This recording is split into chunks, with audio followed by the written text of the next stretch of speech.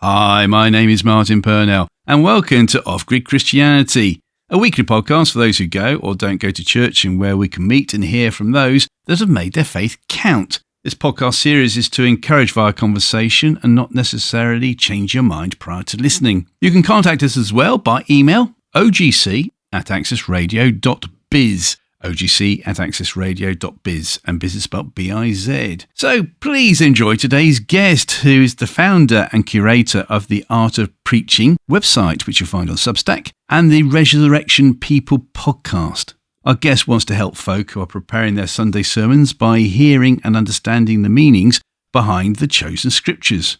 Our guest is a happily married man and with a family, and originally from Tulsa in Oklahoma, but now lives in Tennessee, where he is the rector at Sacrament Church, Nashville, having studied at Oral Roberts University and also contemporary worship and the arts at Friends University, which is in Wichita. We used to say Wichita over here, but maybe it's Wichita. I don't know. We'll find out. In Kansas. What does he think of 45 to 60-minute sermons when they could, well, at least some of them, be said in 5 minutes or even less? What should a classic sermon have, and what should it avoid? With church growth generally on a serious decline in the Western world, what should churches do?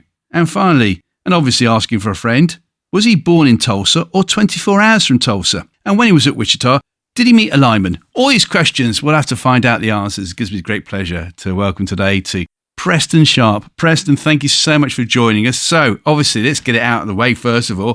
Is it Wichita or Wichita? How do you say it? I say Wichita. Yeah, that's typically how we say it. Now, it's unfortunate that my ear in such a way to your accent, it sounded like you said the same word twice.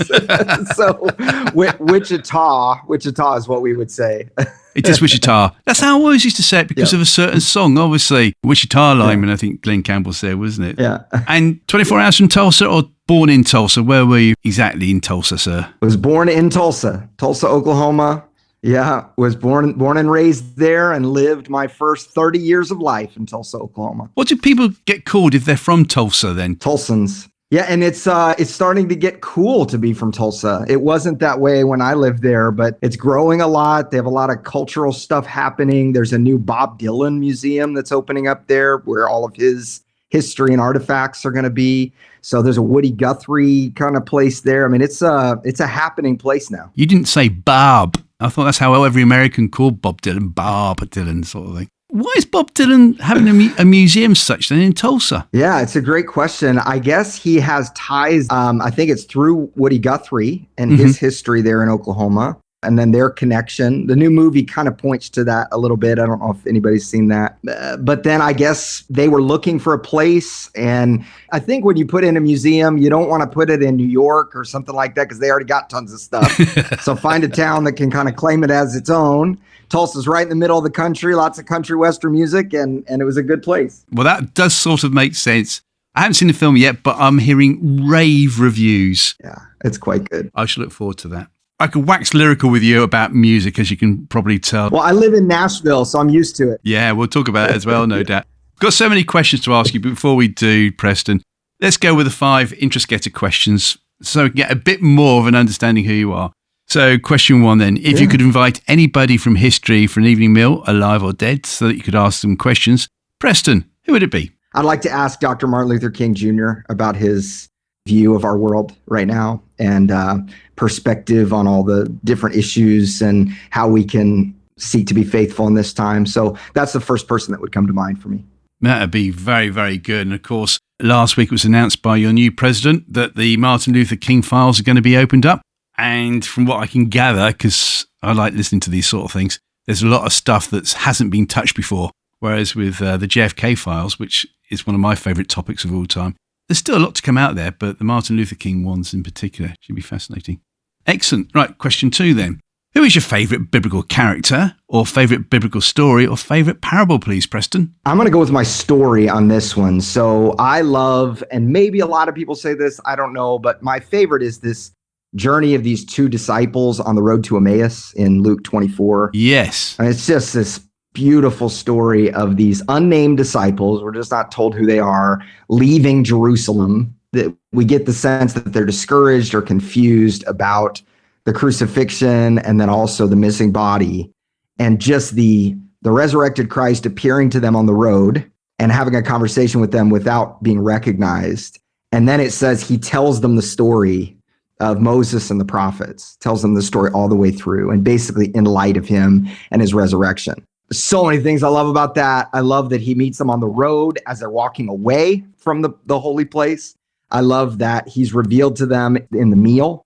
I love that he interprets the story. Anyway, I'm answering your question way more than probably you asked, but that's my favorite story. No, that's great. In fact, I'd just like to develop a bit more if that's okay, in light of someone sharing this from a theological point of view. She was saying that she thought that the couple walking along could well have been man and wife, or husband and wife. What do you think? Oh, I think it's possible for sure. It doesn't tell us specifically, but I like that imagery because it, in some sense, can be a bookend of Adam and Eve, on the other side, that we have creation and new creation. It also could be Mary and Joseph. So if you think about this, not that it is Mary and Joseph, you know what I'm saying? It's an image of that.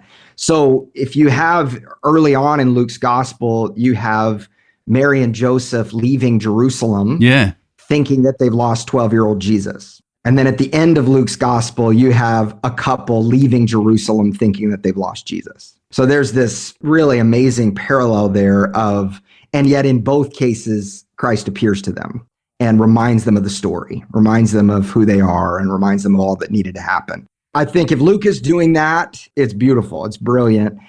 Of course, I believe it really happened, but that literary book ending is just really beautiful. That is really, really good. Yeah. And obviously, if you take the book of Revelation, there's so many bookends in Revelation to go back to Genesis as well. So why not have that as a bookend as well?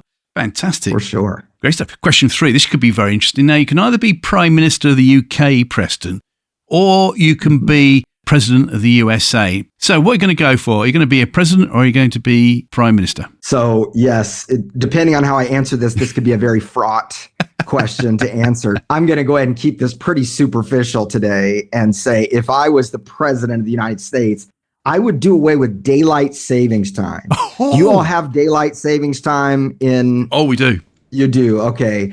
So here it causes all kinds of weirdness for us. I live in Nashville, which is in the middle of the country, but it's on the eastern side of the middle of the country. So we're in this time zone that's central time zone, but it always gets darker here in the winter than it does in a lot of other parts of central time zone because we're on the eastern side. So it just gets really dark a lot here in Nashville.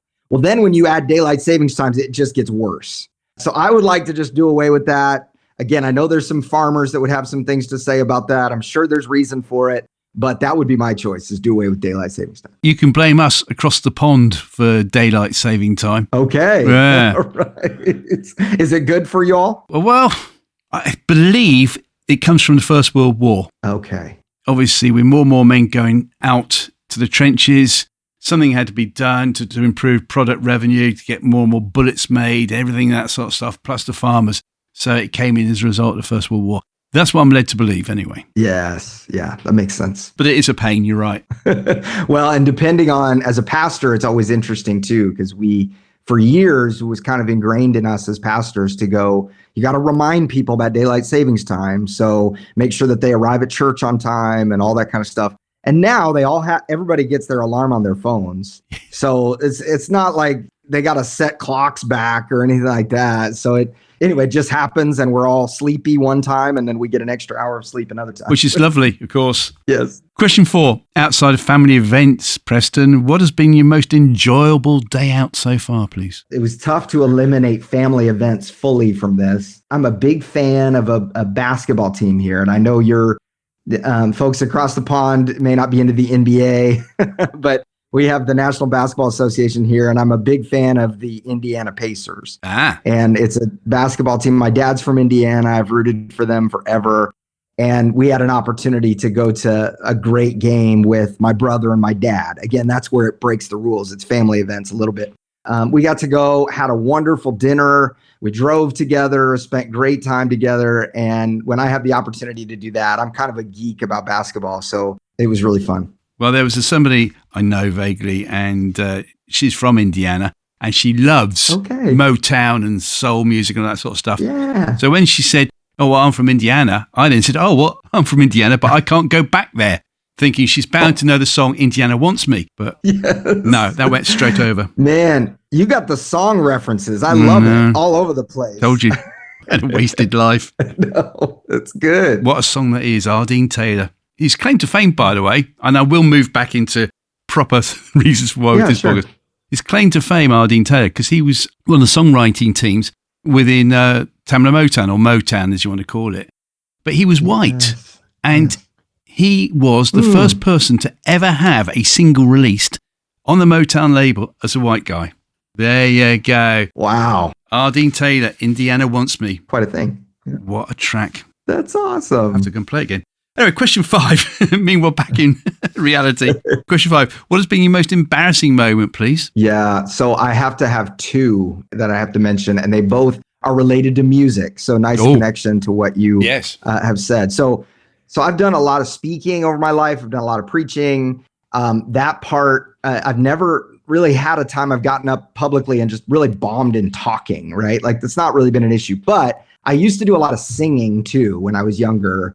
And there's been a couple times that were just terrible with my singing. So the first one was, and this one wasn't performance, but I remember being in a youth group, a kids' youth group, and I had just started singing in the choir, and I just started, getting involved in all of that and was really enjoying it. But I was the youngest kid in the youth group. I think it was 12 or 13 years old. And it was a really big youth group, kind of a massive thing. And one day they were up there singing and doing the worship set. And then she did this odd hand motion. Well, you podcasters can't see that, but she's moving her hand forward, kind of like a come here kind of thing. And it looked like she was pointing and doing that. So it looked like she was pointing at me, and I'm sitting on the front row. So I just kind of started walking up to her. I'm a 12, 13-year-old right in the middle of the worship set, thinking she wants me to sing or she wants me to participate in this. And all of a sudden I get so close, she opens her eyes and she goes, no. And so I'm like, oh. So I went back. Turns out she's just doing a hand motion, like a, kind of a worship. She's in the middle of her singing and stuff. And so I was mortified. I mean, there's all these older kids. It's this giant youth group. It's this big thing. So that's something that held on to me. And then as I got a little bit older, we were in a different church and my dad was the pastor. And he would every once in a while find songs that he liked and ask me to sing them. And he had assigned me this song by a guy named Larnell Harris, I Miss My Time With You. And it was about prayer. And I remember practicing it, and it's an odd key and it's an odd song and it jumps back and forth between octaves. That time I was probably 16, 17 years old. And I got up on Sunday morning and I could not find the note for the life of me. And so I sang through the whole thing just completely off key and out of tune. And I remember that moment being so embarrassing. Anyway, I look back on both of those and I'm thankful for my identity is not found in those things, but in Christ. Move on. And of course, after the event, you go up to bands and say, why were you guys all out of tune? I was fine. It was you guys. Perfect. Get your instruments sorted next time. Yes, exactly. Well, you mentioned that your dad was a pastor, but why did you actually want to go to university to study theology and become a pastor yourself? Tell me more, please. I wish I could say it was a detailed time of discernment where I was figuring out all of my different options and laying down them all in front of me. But honestly, since I was 5 years old, I felt a very strong calling towards the ministry, pastoral ministry. I mean, it was a really clear thing at 5, and then it never really waned. Now, the interesting thing was, yes, my dad is a pastor. My parents are both pastors, but they're also marriage and family therapists, and they're in private practice for counseling. Oh, wow. And that's really been always their kind of primary thing. But when he was the pastor, I always sensed my dad, he was a reluctant pastor. He kind of pulled into it. He was preferred to pastor with other people. He didn't ever want to be the front leader or anything like that.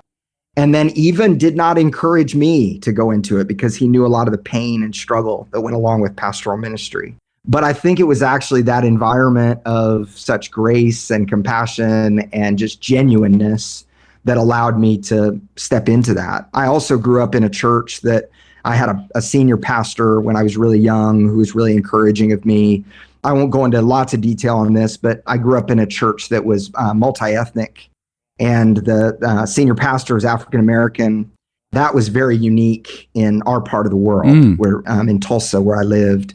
And so it was a really diverse, environment. And he was just very encouraging of me and, supportive of me. So all those things together, I just continued. I just didn't really ever have anything else that I was excited about. This was always the direction that I wanted to go in, and ended up pursuing it. That's very interesting, because on these podcasts, we often hear of guests saying, well, I've always had this burning ambition. Well, if it's from God, then go for it. Yes, right. But then other people will just hide it under a bushel, I suppose. We're going to use a scriptural version. Very quickly then, for those that are listening today and are at the crossroads, and I know there are people, because of the conversations I've had, who have got maybe a really successful job, they know they're doing well, but there's this burning desire inside them to think, well, actually, maybe I should be doing this or something like that. What would you say to them?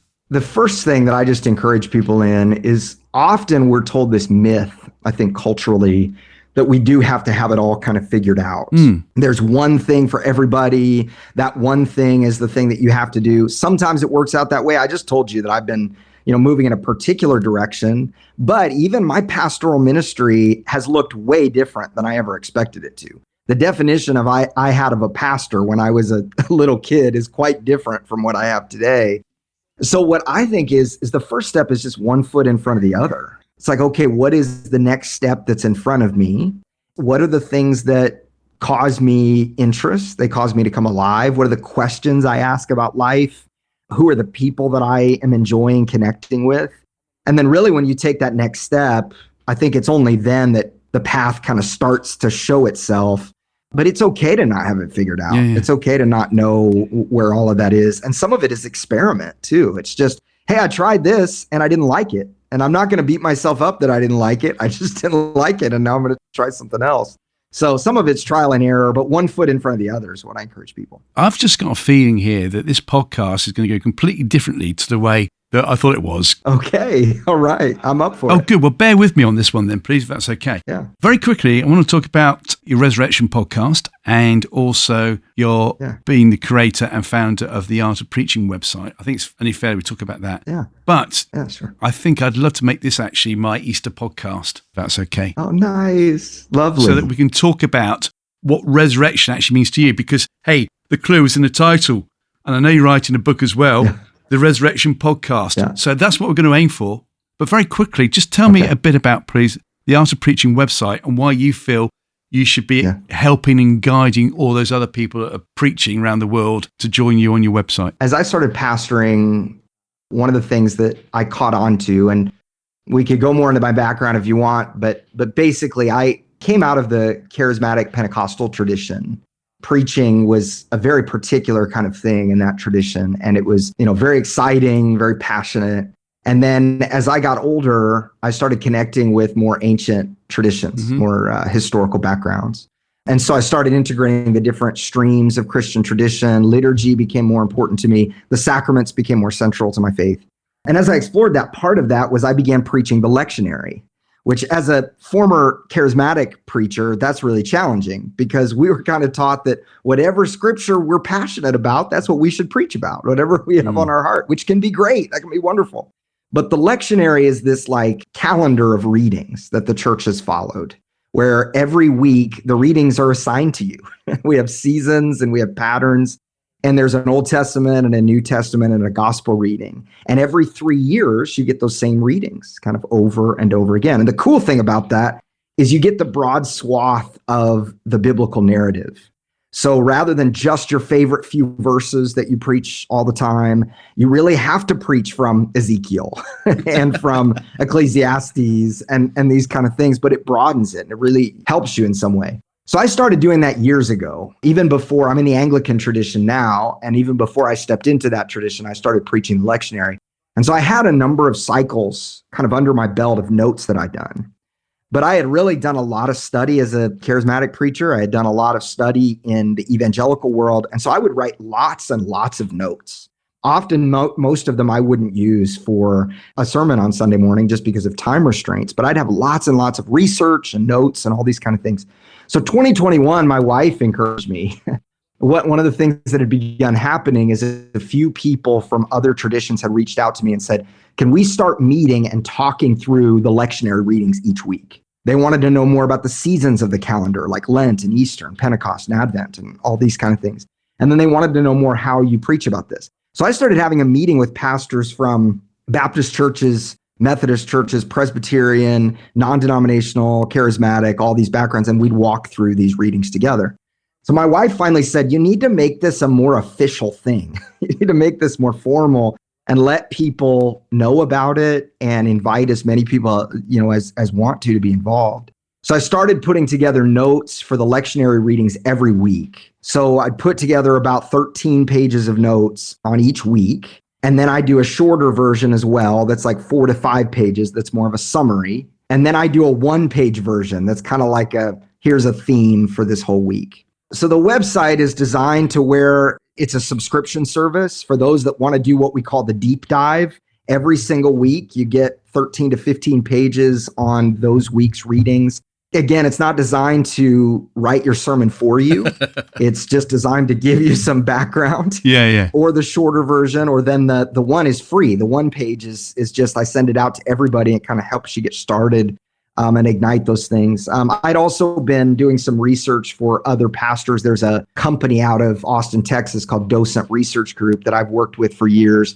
And they kind of do research for pastors on whatever that pastor wants. And so I've been doing that for a number of years on the side, and that had helped inform all of this stuff too.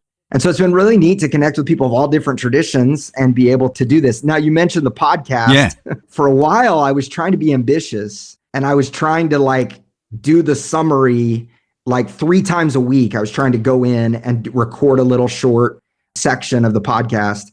And then I had, a baby, and life got really busy. Well, you personally had a baby. Now that really isn't really. No, I did not. Yes, I should clarify that. A daughter was born, yes. And so I'm actually not keeping up with the podcast currently. But the website is every week, those notes go up. That is great. And you mentioned Austin in Texas, and we had a couple of weeks ago another guest from Austin, Texas, Christian Kreider, who runs a brewery as well and is also a pastor. So oh, nice. You never know. Oh, lovely. I love that. Bless him. He wanted to send me over some beer. Yeah. And then he realized, having worked out how much the tax would be and the shipping and everything else like that, and he very kindly said, it'd be cheaper to fly you back over here.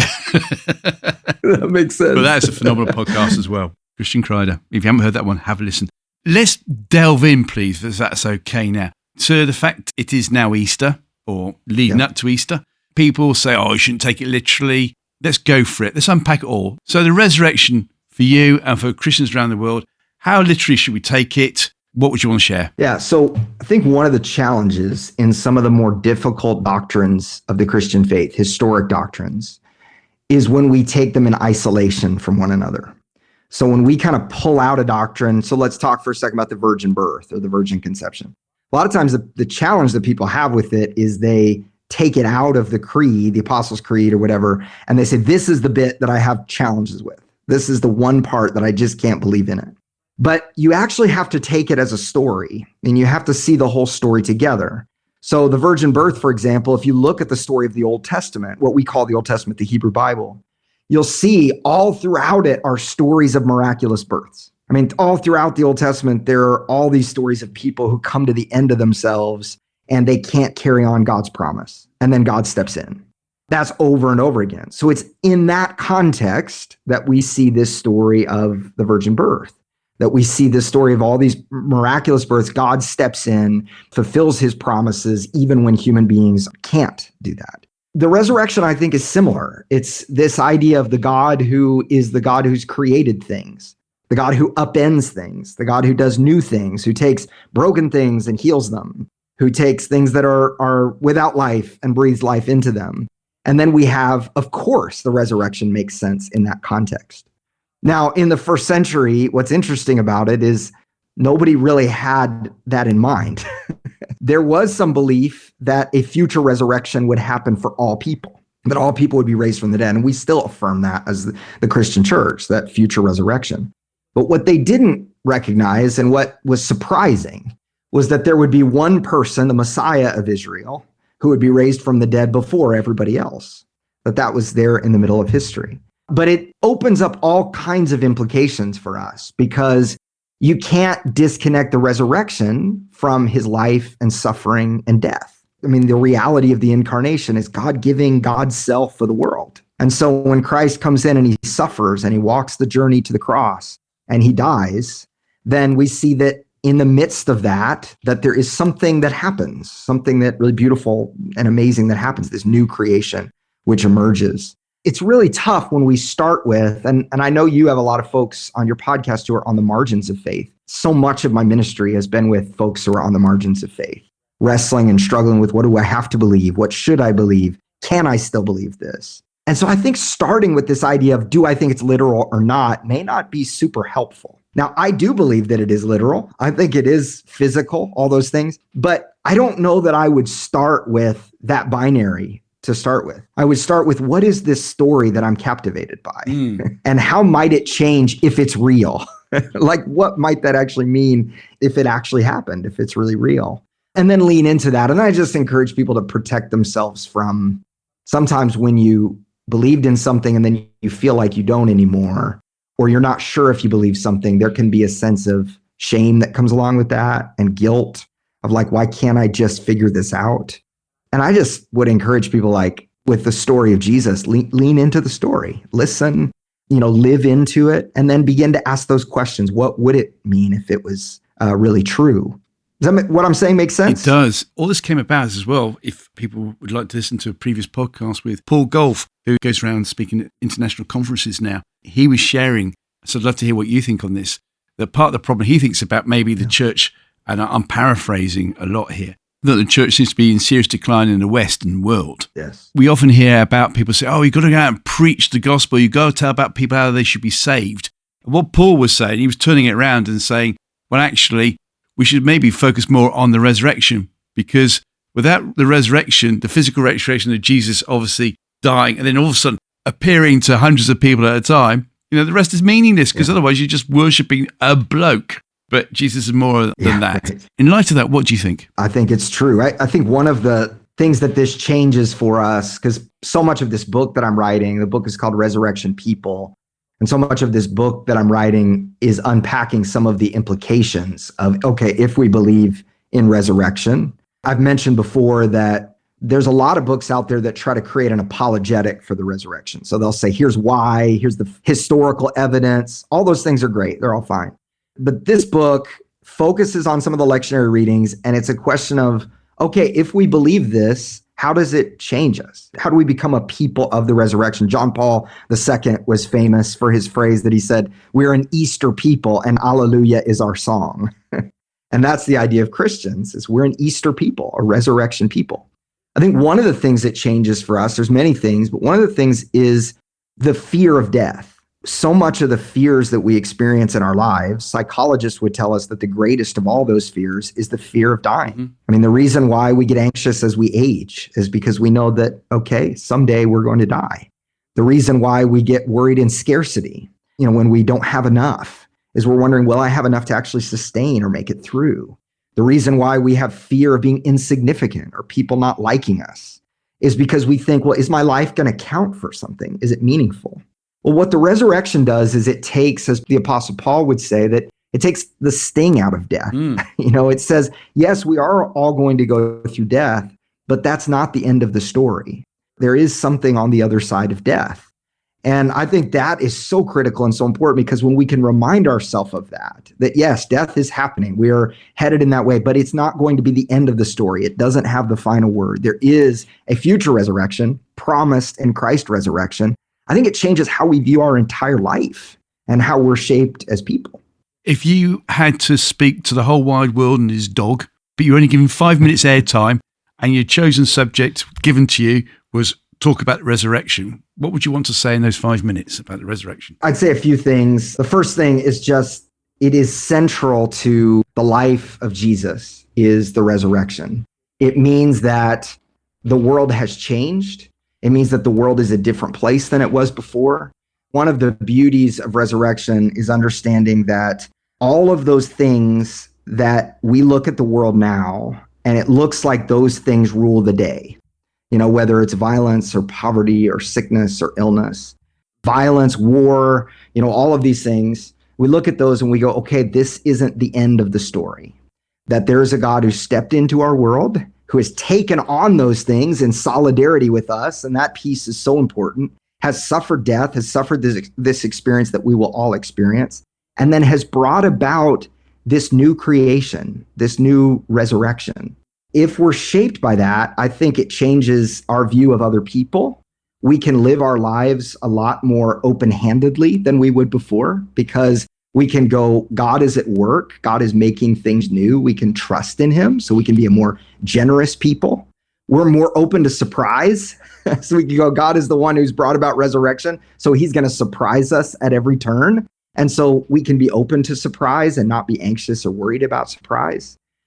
We can understand that God is near to us and close to us, and that he has taken on these things for us and has rescued us from that. Again, I think a lot of the central word in this is trust.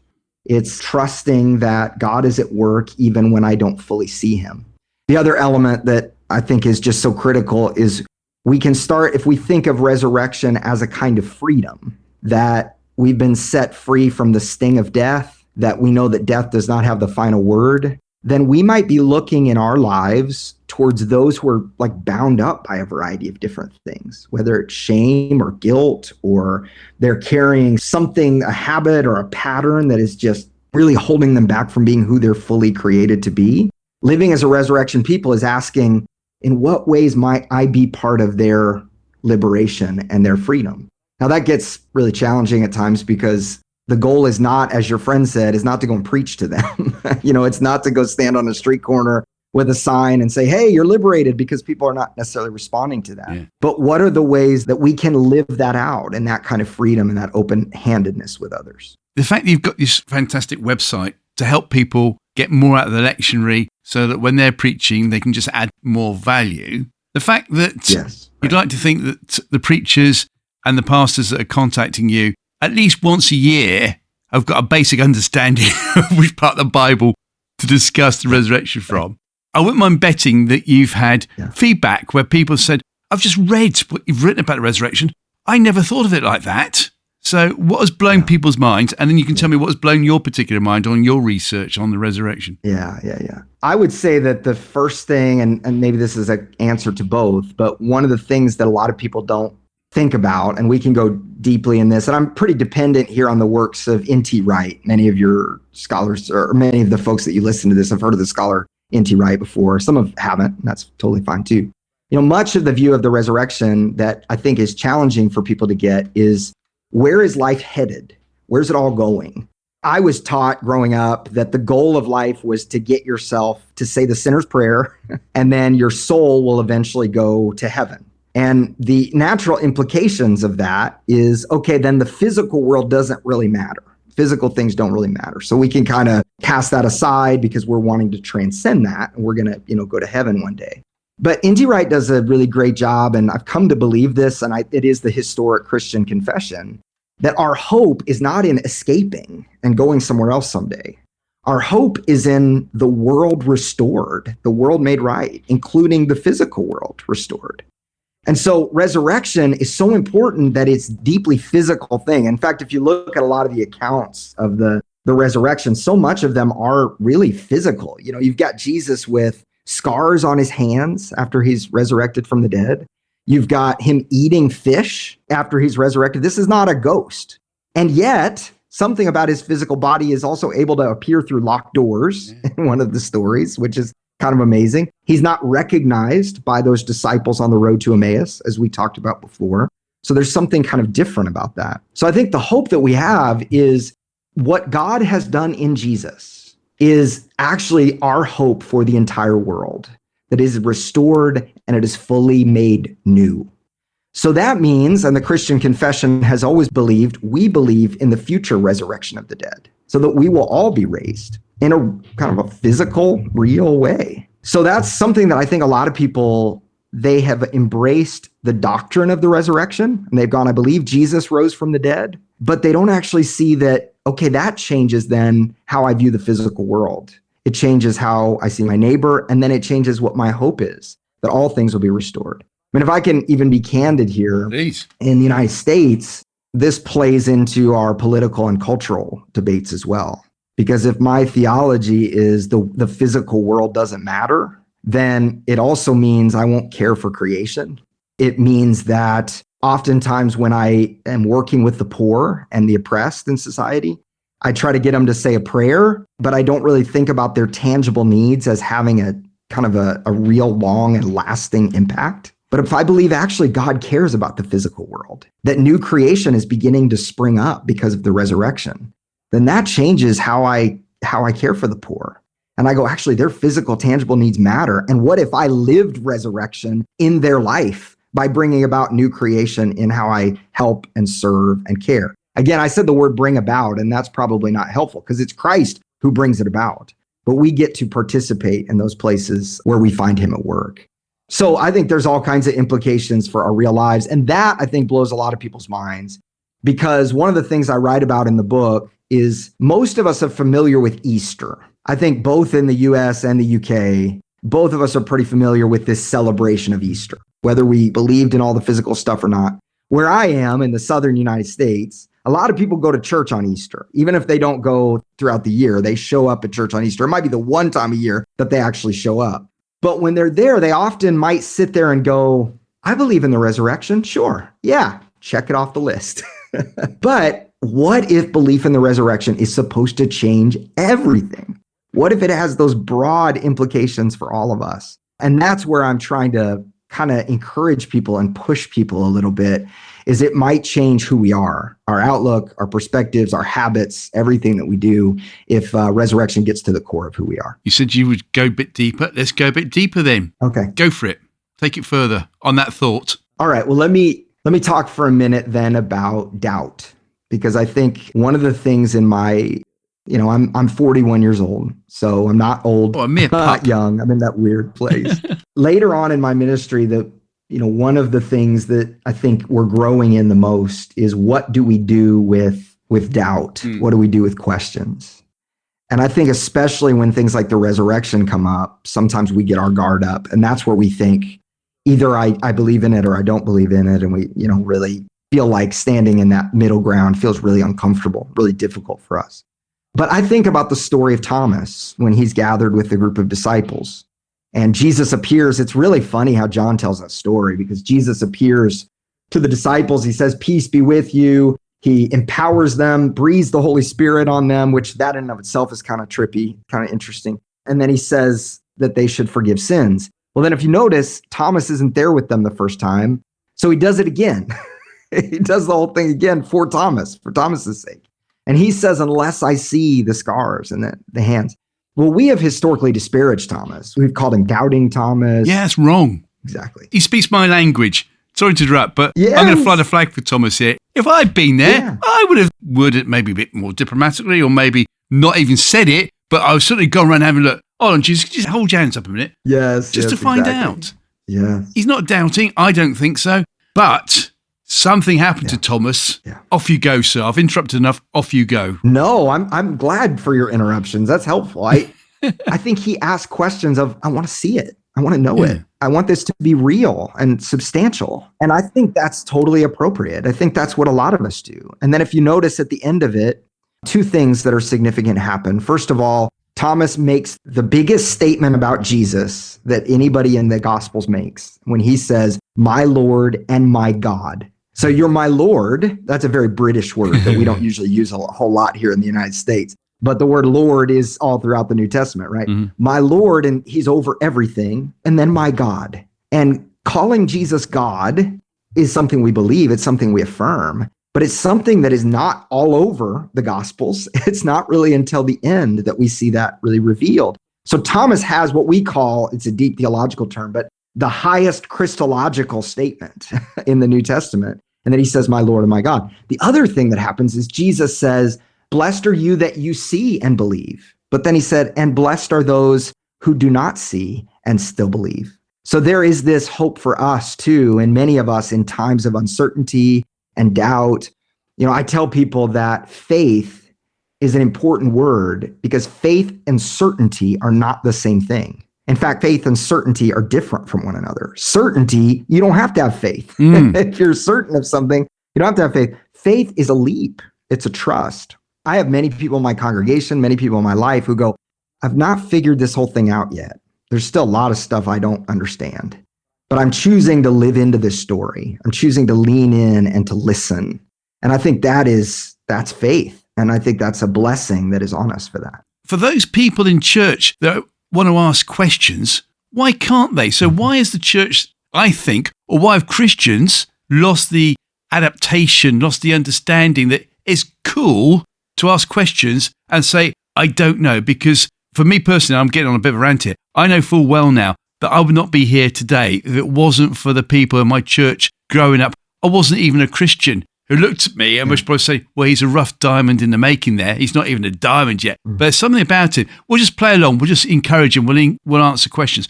Why is it that people today, do you think, can't answer the questions or don't want to answer the questions and it's become more authoritative? Or maybe it's not. Tell me more. Yeah, that's unfortunate. That has been something I've been drawn to my whole ministry is questions. In fact, it's really funny that you phrased it that way because I was on a pastoral staff for a while. And my dad, who was the senior pastor for a while, and then there were other pastors, would often go, hey, I want you to meet with such and such. And I go, okay, cool, I'd love to. And they go, because he has a lot of questions. And so the idea was kind of sitting with people in those questions. I think it's incredibly important because when you ask questions, you're saying this thing really matters. Exactly. It's important. It has value to me. And so I want to ask this.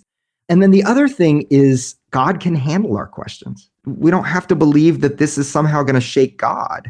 I think the reason why a lot of preachers get insecure in questions is they realize this might shake my ministry. Yeah. This might change me. There's some anxiety, there's some concern. A lot of us preachers we spend a lot of our time studying and researching. And so in their defense, there also is this concern of like, okay, what if I don't have a good answer, that I can't do this? And that's where we as pastors and leaders, we have to trust the Holy Spirit. If people come and ask questions with me, I'll say, well, here's what I think the Christian tradition says about that.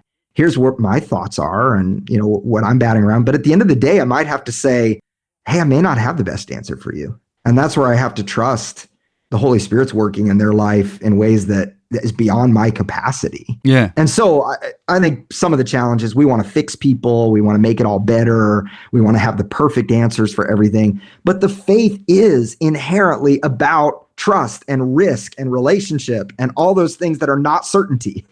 Can I take it one step further on this? The reason why pastors don't want to answer the questions because they're looking for your check, your credit card statement, whatever, every week or every month to keep funding the ministry. So they don't want to rock the boat. Would that be fair or unfair to say? Yeah, I think it's fair for some, for sure. I think there are a lot of pastors out there are ethically strong, are caring, compassionate. They genuinely do want that. But you're right, that exists out there. And it's, it's a great challenge. That's one of the joys of having a very small church like mine.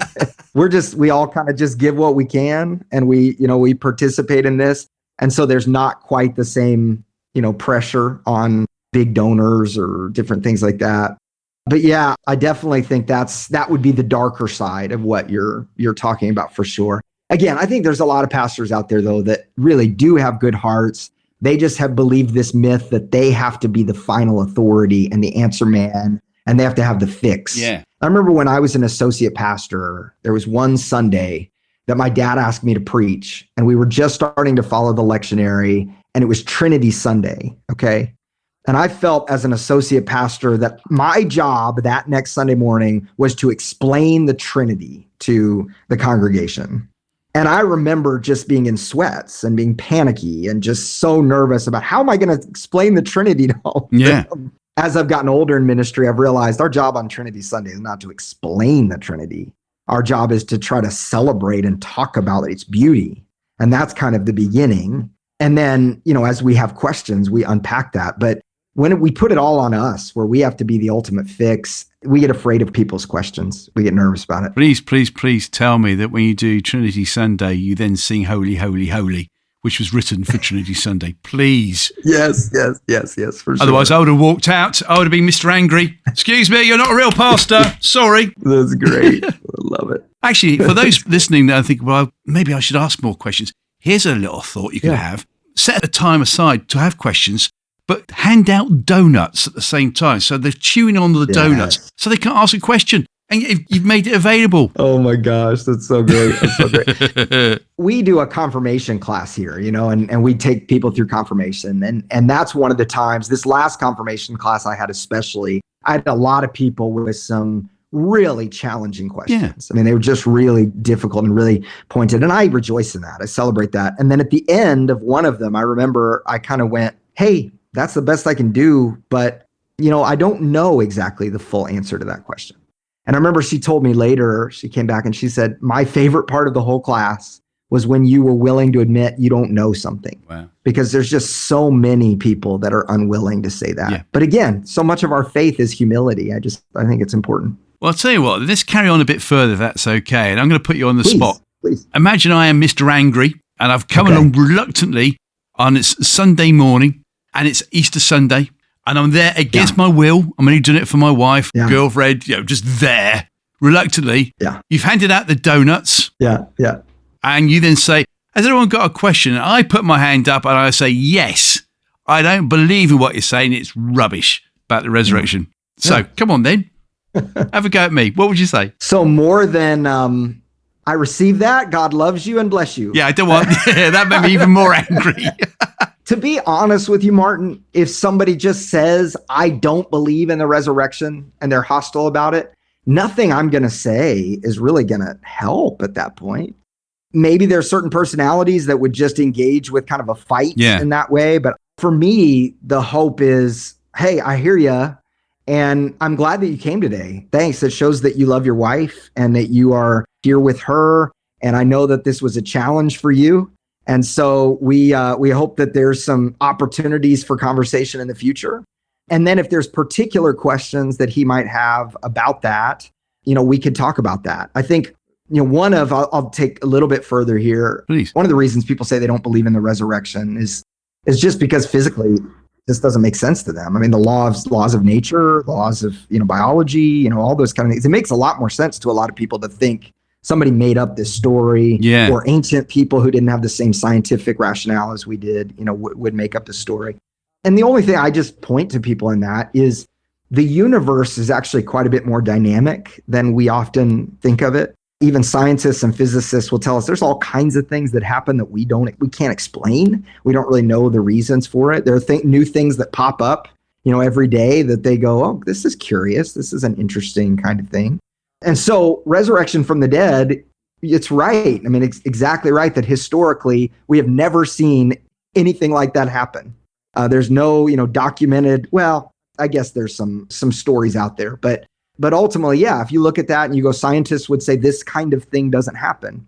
And that's using this technique of, in science, they'll often, instead of saying this can't happen, they'll say, we have never seen the proof of this to happen. And so it leaves some room and some opportunity for something that we can't explain. You have to do that with the resurrection, with belief in the resurrection. You have to be able to say God and the universe, things are happening that we can't fully explain. And this is a story based on the witnesses that we have, the stories that have been passed down from generation to generation, that we say something happened there that has changed the course of history. Something happened that the apostles would give their lives for. Now, if you get to that point and you go, I just can't go further yet, then that's where I go, that's fine. It's okay. I have people in my church that they have certain thoughts about, they might have certain doubts about the resurrection or about the virgin birth. And yet they come and they confess the creed and they say, this is a story. And when I look at all the different stories of the world, this is the story that I want to believe in and I want to trust in and I want to have faith in. And so I tell people, go ahead and keep confessing that creed because there is something about that begins to shape us in that direction. But I just don't think ever strong-arming people or trying to debate people into this is really ever helpful. I think it's got to be they see it lived out in everyday life. Well, on behalf of all those Mr. Angries that might ever turn up in your church, you didn't meet me with anger, which actually is a very important thing that rule one, don't confront and just be honest. I love that. In closing, before we get to the final question, which obviously we do on every podcast, and that is, who is your Christian hero? This Easter, if we want to make it different from any other Easter, maybe just in the way we think or what we do, what would you like to say on that? A few things. First of all, I would say celebrate fully in your doubt, in confusion you might have, in questions, let yourself really celebrate Easter. Throw a big party for Easter. In our society, we throw parties for Christmas. We have lots of stuff around the holiday season that we describe. But Easter is really the central feast of the church calendar. And I think we ought to have way more parties than we do. So throw a party not just for Easter Sunday, but the season of Easter is actually 50 days long. And that really should be a season of celebration, of party. I love how N.T. Wright says it. He says, you should have champagne before morning prayer on Easter. And I just thought that's great. But like just celebrating Easter because we are an Easter people and a resurrection people. I think there is something that may sound nice. Yeah, okay, celebrate it. There is something about what we celebrate and how we intentionally celebrate that I do think begins to shape us and change us. Paul in the New Testament, when he says, rejoice in the Lord always, again, I say rejoice. He's not saying feel happy. He's not saying, hey, you need to feel happy about this. He's saying do a public celebration, throw a party for this. And I think that's really what we're called to do in Easter is have a celebration. Again, if you're doubting, if you're struggling, if you're not sure if you believe in all this, still, celebrate this time during Easter. And then the other thing I'd say is allow Easter to begin to ask, okay, what would it mean if I was actually didn't just believe in resurrection, but what would it happen if this story of the God who took on human flesh, died, but then rose again, how would that change me? And really sit with those questions. What would it mean for me to be a people of resurrection? We have all these myths in a good way in our society about things being right, things being restored, being a community that lives fully as we're supposed to be. I think about Dr. Martin Luther King Jr.'s beloved community. He describes this community that is really living this full and whole and diverse life together, where there's not need, there is hope and healing and restoration and all of that.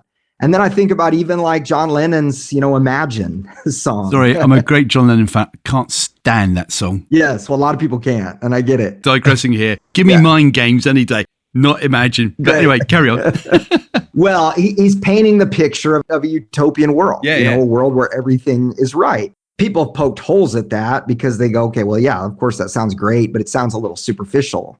But that longing and that hope is for the world made right. Yeah. What would it look like if resurrection meant we live that way in our everyday life now? Like with my people in my household or with my neighborhood or with the people at work, like what would that actually look like? It's going to look different for everybody, but that's where I would say if you celebrate Easter this year, don't just go on with the rest of your life as normal. Begin to take that 50 days and really live into it and then ask yourself, what would it mean for me to actually be part of the resurrection people? See, that's a brilliant answer. And actually, I'm going to tell you something now that you must probably know anyway. But I did mention that you went to Oral Roberts University. Did you know that John Lennon was in conversation with Oral Roberts through what we now know as, well, we call letters, but obviously if you'd had an email in those days, it would have been email. Were you aware of that? Yes, I was. They've got the letters at the library there. Oh, have they? And yeah, it's pretty amazing the early conversations when Oral Roberts was on TV. Yeah. And he was in relationship with Johnny Cash. He had Elvis Presley on his show. I mean, some of those early days were really pretty amazing.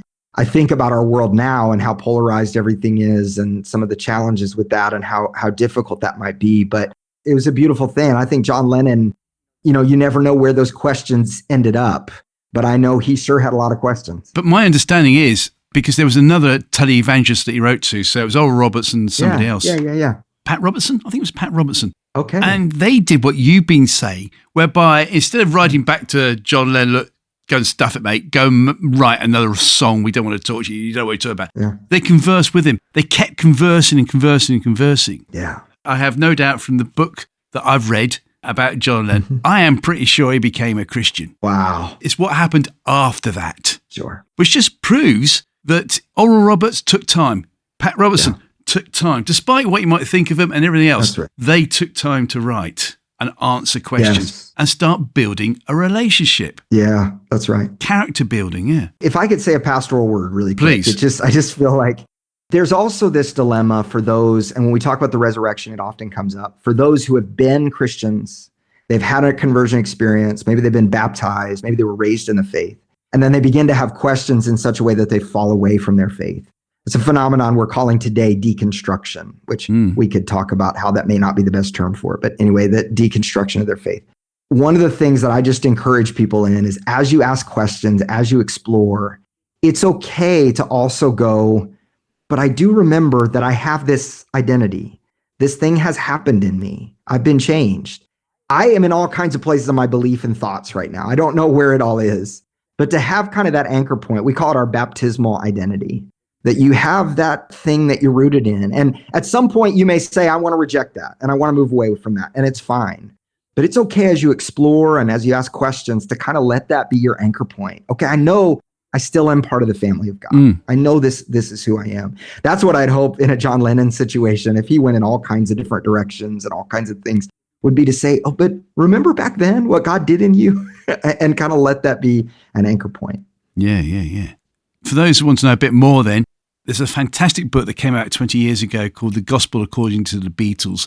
And it was written by an English bloke. I've forgotten who wrote it, but it's an absolute belter of a book and does explain a bit of what I'm talking about. And that's where I got the information from. But it's called The Gospel According to the Beatles. Nice. That's awesome. Right. We mentioned Thomas, and I was flying the flag for Thomas earlier on. But people forget that something must have happened to Thomas. Yeah. And you did allude to this because Thomas ended up in India. This is the thing. So there he was 1 minute in what we now know as Jerusalem. The next minute, he's somehow getting on an EasyJet flight, flying over the Himalayas and ending in India. Or maybe he had to go the old-fashioned way of camels. Whatever happened, he got to India. Yeah. Right. Now, would you do that for a lie? What do you think? Come on, share it all, please. Oh my gosh. And that's the greatest witness that we have is the disciples and what ended up happening in their lives is the ways that they lived this out, the way that they went into new communities and began to spread this. I mean, part of the book that I'm writing, it's the resurrection stories is part of it, but it's also the book of Acts and the emerging of the new church. Because if the resurrections happened, everything has changed. And we have a new community that's breaking boundaries by the Holy Spirit and going into all these new places. And so I think that's definitely true with Thomas. And then it's true of the martyrdom of so many of the disciples. We don't know all their stories specifically, but we definitely know that many of them were martyred for their faith. And so when we look at that and we go, okay, if you were just making something up for fame or for a buck or something like that, you get the end of your story. I mean, that is quite powerful. And that's where even a lot of scholars who are deep skeptics of this have to kind of go, they end up saying something like they were deluded or they had mass hysteria or something like that because their lives were so fundamentally changed. And that's where I have to go, we have to imagine what that would mean for us today. If we really believe in resurrection, how might that change us? Now, it might not lead us to martyrdom, but it would lead us in such a way that we're giving of our lives in a very open-handed kind of way that because we have a radical trust in something beyond ourselves. Thank you. So this Easter time then, if you could just choose one chorus or one hymn that you would like every church to sing on Easter Sunday, what would you like us to listen to so that we can devour the words and think, oh, no, I get that now? Okay, so there's a song. This is going to be super cheesy for a lot of people, okay? So some of this is nostalgia. Keith Green. We've heard of him. He was a singer. He was. He writes this song. It might even be called the Easter song. I'm not sure, but it's hear the bells ringing, they're singing, Christ Jesus is... No, you can be born again. He has risen from the dead. That's what it is. And I remember my dad singing that every Easter Sunday morning. He would turn it on. We'd listen to it. It was such an important thing. And I like that it starts with hear the bells ringing because this is celebration. Something has changed. Keith Green went in all different kinds of directions in his life. I'm not like affirming every single thing that he ever said, but that song is so beautiful. And if you could start your Easter Sunday morning with that song, it puts you in this frame of mind of something has changed. So I love it. And the song is called again, please? I think it's called the Easter song. Let me look it up. And whilst you're looking it up, I love the idea then that if it starts about the bells ringing, you want to have a party, you want to have a celebration. Yes. And of course, you don't have to have champagne beforehand, like NT Wright said, because it's slightly more expensive. You can have Prosecco, you can have a Cava. That's right. Yes, exactly. It's just called Easter Song by Keith Green. Hear the bells ringing, they're singing that we can be born again. Hear the bells ringing, they're singing Christ is risen from the dead. And then the chorus is joy to the world, he is risen, alleluia. He is risen, alleluia. He's risen, alleluia, alleluia. It's simple. It's not deep theology, but that's part of what I've been trying to say, Martin, is I think the theological questions are really important. They really matter. I think doctrinal questions are important. But I actually think what we do with our celebrations, with our bodies, how we participate, it has a way of shaping us that goes along with the doctrine. It forms us in a really deep way. Augustine talked about the shaping of our loves, what we love and where that's pointed towards. And I think the celebration has a way of doing that. Well, I'm looking forward to you coming back in however many months, years' time, whenever, that the book can be released. Yes, for sure. I know you've just sent it off to the publishing house, the editor. So how many rewrites? Who knows? It might not need a rewrite. But what's the earliest time frame we're going to get for seeing this book, do you think? Yeah, so the hope is obviously get it well before Easter. The hope is about March. Maybe I can get it earlier, but sometime in March. And if people want to stay connected with that, my Substack, the Art of Preaching Substack, I produce updates on that pretty regularly, and they can check that out. Give us a proper plug then before we get to the final question of who your Christian hero is. If they want to get in contact with you as well on what you've shared, or maybe they want to learn more about your podcast, what can they do to get hold of you, please, Preston? Yeah, so the website is theartofpreaching.substack.com, theartofpreaching.substack.com. I am on all the social medias, Preston Sharpe, except Sharpe has an E at the end of it, so you have to remember that. I'm on, all the social media sites. You can keep up with me there. I'd love to connect with you. And then also I pastor a great community in Nashville. So if you're ever over here in Nashville and you want to hang out, or my sermons are on there too, if you want to check that out, that's www.sacramentchurch.com. Well, it's been a podcast and a half. I didn't know we were going to end up like this, but I just have to ask you one final question. And that is, Preston Sharpe with an E. Yes. Who is your Christian hero, please? The one that I really looked up to as a kid, and a lot of his speaking and his writing, is Dr. Martin Luther King Jr.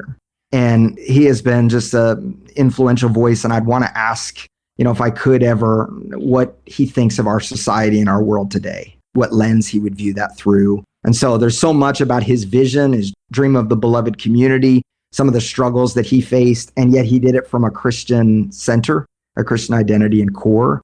And so I'd want to ask those same kind of questions. What does that look like for us today? He's one of my heroes, I have to say. For those that don't really know much about him and they've heard his name, give us a quick 2-minute biography of who Martin Luther King was, please. Influential Baptist preacher from the South who spoke into a lot of the racial issues surrounding segregation that we had in the United States. Of course, that's the great original sin of our country, is not only slavery, but then the Jim Crow South and all of the laws of segregation that we had in place for so long. He really spoke for equality for all people, and then also gave a vision of unity and diversity. In addition, those are the things that when people quote Dr. Martin Luther King Jr., they often quote some of those things, which is really important and really good. But also he spoke out against wars.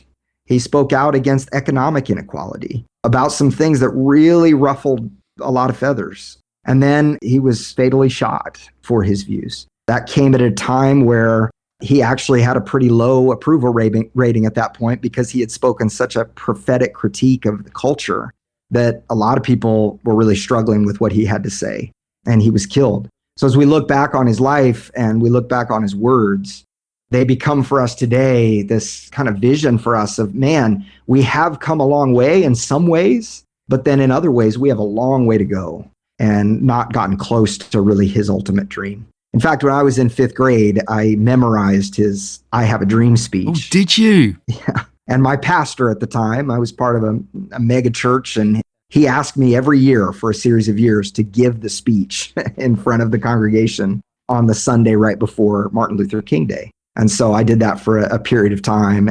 Now I look back on it and I go, I don't know if the little blonde-headed white boy was the right one to say that. Well, I don't know. But it was deeply formative for me and meaningful in my life. Am I right in saying that he had said that dream speech before in other churches, and that's when he was at the monument, wasn't it? Where it's then recorded. Yes. Wasn't it Mahalia Jackson, the fantastic gospel That's right. singer, says, "Here, Martin," obviously not quite like that. Why don't you tell the dream speech? Yeah. Tell him about the dream, Martin. Yeah, he was giving the speech as he had written it in his notes. He had a manuscript in front of him. it just wasn't, for some reason, they felt like he just wasn't really connecting with people. And so Mahalia Jackson says, tell him about the dream, Martin. And I guess she can even be heard in some of the recordings saying that. Oh, wow. And then he shifts completely and basically begins preaching. He begins sharing the dream of a world made right. And if we look at that, it lines up so well with the prophets, particularly the prophet Isaiah, of a dream of a world restored. There's some stuff that's unique to the United States in what he says, but the prophetic impulse is definitely there. And you can definitely tell it's the Christian center that comes from it. Out of all that speech, because it's a couple of minutes long, which is the bit that chokes you up the most? I would say when he says, I have a dream that one day the sons of the former slaves and the sons of the former slave owners will be able to sit down together at the table of brotherhood. I have a dream that one day my 4 little children will grow up in a nation where they're not judged by the color of their skin, but by the content of their character. And then he says, I have a dream where we will hew out the mountain of despair to a stone of hope, where we will transform the jangling discords of this country into a beautiful symphony of brotherhood. I think that part about the symphony of brotherhood really strikes me because he's talking about a song that we're singing. He's talking about a world that is a whole new narrative, a whole new story than what's been told before. And then I think even, to dovetail with what we're talking about, resurrection, the idea that we take a mountain of despair, what we see as the crucifixion, the death and self-giving and the humiliation of the cross. And what resurrection does is a stone of hope, that there's something new and lasting. That part just really, really gets me. I think as a dad, when he talks about his children, there's a moment where you think about the schools that were desegregated or were segregated for so long, and the pain that the violent reaction to desegregation that happened. I don't know. It's a powerful moment in history. Of course, I wasn't alive when that happened, when he gave that speech. But I look back and just really inspired by those words. Thank you for sharing that. Yeah. An incredible man. And he was prepared to stand up and be counted as well. Phenomenal. Yes. I have said a couple of times now in this podcast, I'm going to make this my Easter podcast. Considering we're recording this in January, I'm going to withhold it for a few months, hoping now that people are listening to this through the Easter holidays, you'll want to go and have a party because Preston said. So if Preston says you can have a party, then have a party for goodness sake. And if Martin Luther King is inspiring you from what you just heard, read up a bit more about him. A couple of classic films, one with David Oyelowo, who plays Martin Luther King. Absolutely phenomenal about what goes on there. That's so right. I wish everybody a really happy Easter. I hope you've been as challenged, but also really encouraged like I have just been listening to this. Preston, thank you so much for your time, sir. Please keep going, and I'd love to have you back in the not near distant future. We'll talk about something else, if that's all right. Yes, totally. Anything, yeah. Thank you so much for your time today. It's been brilliant. Cheers. Thank you, Martin. I'm glad to be here. And happy Easter. Yes. And if you haven't already, please could you hit the subscribe button? It would really mean a lot. Thank you very much indeed. Next time on Off-Grid Christianity. He got quite a lot of stick off of his friends that he was dating a 15-year-old. Yeah. But it was roughly about a year later that I found out I was pregnant. And at this point, I wasn't living with my mum, which is a whole nother story, but I was living with my nan. And my nan said to me, Wendy, you can't stay with me. I'm too old to be able to cope with this. So I had to declare myself homeless. He declared himself homeless as well. And we lived in a homeless shelter. We lived there for 6 weeks. At that point, I was, maybe 2 months pregnant. I was working for a company down Fleet Street, and it was one day before my 3-month probation period was at an end. And I'd had really, really good reviews all the way through. And I told them that I was pregnant. It would have been about 9:30 in the morning. At midday, they let me go. So I had no job, no home. It was a really, really, really tough time. So please join me for the second part of this 2-part episode with author, minister and head of giving at Evangelical Alliance, Wendy Pawsey. Until then, cheerio.